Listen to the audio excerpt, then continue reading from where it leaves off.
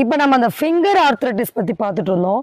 So விரல்கள் எப்படி அந்த போன் டிஃபார்மிட்டிஸ்னால அந்த விரல்கள்ல அதிகமான ஒரு வலி, அந்த பொசிஷன் சேஞ்ச் ஆகுது. ஸோ இப்போ அதை பத்தின ஒரு டீட்டெயிலான இன்ஃபர்மேஷன் தான் நம்ம தொடர்ந்து பார்க்க போறோம். ஸோ இதை நம்ம எப்படி நம்ம வந்து ஒரு கண்ட்ரோல் பண்ண முடியும், ஸோ ஆரம்ப காலகட்டத்திலேயே நம்ம எப்படி வந்து இதை மேனேஜ் பண்ணணும் அப்படின்னு ஒரு கம்ப்ளீட்டா இதை பத்தி நம்ம தெரிஞ்சுக்கிட்டு இதை ஹேண்டில் பண்ணணும். ஸோ இல்லைன்னா ஃபிங்கர்ஸோட பொசிஷன் சேஞ்ச் ஆயிடுச்சுன்னா ஒன்ஸ் அதை வந்து நம்ம ரிவர்ஸ் பண்ணுறது பார்த்தீங்கன்னா ரொம்ப ஒரு கஷ்டமான வேலையாக மாறிடுது. அது மட்டும் இல்லாமல் ஒரு அன்றாட வேலைகளை நம்மளால தொடர்ந்து செய்ய முடியாது. ஸோ ஃபிங்கர்ஸ் பார்த்தீங்கன்னா சுத்தமாக ஒரு 360 டிகிரியில் இந்த மாதிரி நிறைய பேருக்கு இன்னைக்கு சேஞ்ச் ஆகிடுது.